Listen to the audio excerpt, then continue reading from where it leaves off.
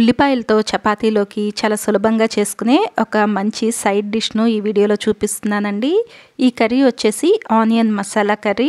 ఇది చేసుకోవటం చాలా సులభంగా ఉంటుంది, రుచి కూడా అద్భుతంగా ఉంటుంది.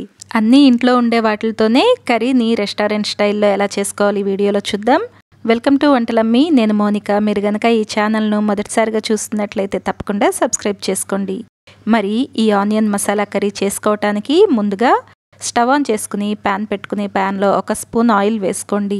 3 ఉల్లిపాయలను కాస్త పెద్ద సైజు ముక్కలుగా కట్ చేసుకోండి. ఉల్లిపాయ వచ్చేసి 4 నుండి 6 ముక్కల వరకు కట్ చేసుకోండి.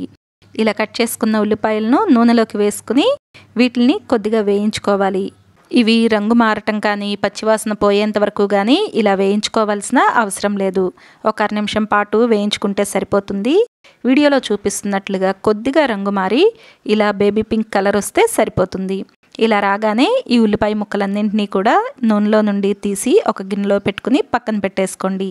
తర్వాత ఇదే ప్యాన్లోకి మరొక 2 స్పూన్ల వరకు నూనెను వేసుకోండి. ఈ కర్రీకి నూనె కాస్త ఎక్కువ పడుతుందండి. మీరు కావాలంటే కొద్దిగా తగ్గించి కూడా వేసుకోవచ్చు. ఒక ఉల్లిపాయ సన్నటి తరుగును ఈ నూనెలో వేసి వేయించుకోండి. ఇది కాస్త వేగిన తర్వాత 1 స్పూన్ అల్లం వెల్లుల్లి పేస్ట్ను వేసుకోండి. అల్లం వెల్లుల్లి పేస్ట్ మనకు పచ్చివాసన పోయేంత వరకు వేయించుకోవాలి. అల్లం వెల్లుల్లి పేస్ట్ వేసుకున్న తర్వాత అడుగు పట్టకుండా చూసుకోండి. ఇది మనకు రంగు మారాల్సిన అవసరం ఏమీ లేదండి. కాస్త పచ్చివాసన పోతే సరిపోతుంది. ఇలా పచ్చివాసన పోయేంత వరకు వేయించుకున్న తర్వాత దీనిలోకి 2 టొమాటోలను మిక్సీ పట్టుకుని ఈ పేస్ట్ను వేసుకోండి. ఈ టొమాటోలు వచ్చేసి పండిన టొమాటోలను తీసుకోండి.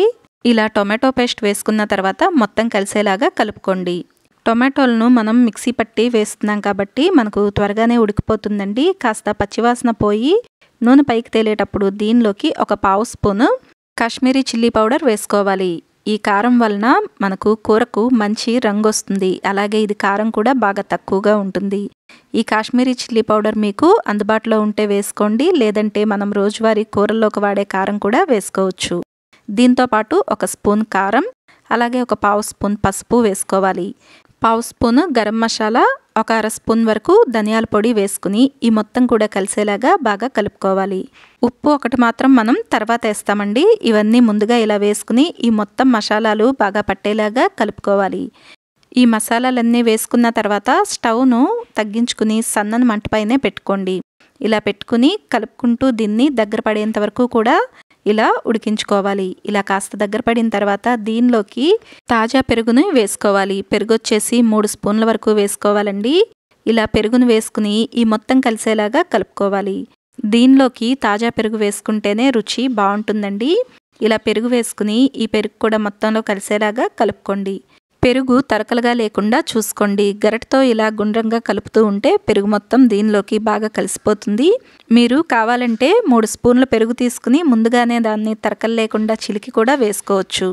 ఇలా వేసుకుని మొత్తం కలిసేలాగా కలుపుకున్న తర్వాత మూత పెట్టి మగ్గించుకోండి. 6 నిమిషం పాటు స్టవ్ను చిన్న మంటపైనే ఉంచుకుని నిదానంగా దీన్ని మగ్గించుకోండి. ఒక 6 నిమిషం పాటు ఇలా మగ్గించుకున్న తర్వాత మూత తీసి ఈ మొత్తాన్ని ఒకసారి కలిసేలాగా కలుపుకోండి. తర్వాత దీనిలోకి 1/3 గ్లాస్ వరకు నీళ్లను వేసుకోండి. ఒక 200 మిల్లీలీటర్ల వరకు పడతాయండి నీళ్ళు వచ్చేసి. ఇలా నీళ్లు వేసుకుని ఈ మొత్తాన్ని కూడా కలిసేలాగా మరొకసారి కలుపుకుని మూత పెట్టేసి నీళ్లు తెరలటం మొదలైనప్పుడు మనం ముందుగానే వేయించి పెట్టుకున్న ఉల్లిపాయలను దీనిలోకి వేసుకోవాలి. ఉల్లిపాయలు వేసుకున్న తర్వాత దీనిలోకి 2 లేదా 3 పచ్చిమిరపకాయలను ఇలా పెద్దగా కట్ చేసుకుని ఈ పచ్చిమిరపకాయలను కూడా వేసుకోవాలి. మనం ముందు ఉప్పు వేయలేదు కదండి. ఇప్పుడు వేసుకుంటున్నాము. ఉప్పు వచ్చేసి మీ రుచికి తగినట్లుగా మీరు అడ్జస్ట్ చేసుకుని వేసుకోండి. నేను 1/3 స్పూన్ వరకు వేసాను ఉప్పు. ఈ మొత్తాన్ని కలిసేలాగా కలుపుకుని మూత పెట్టేసి సన్నని మంటపైనే దీన్ని వండుకోవాలండి.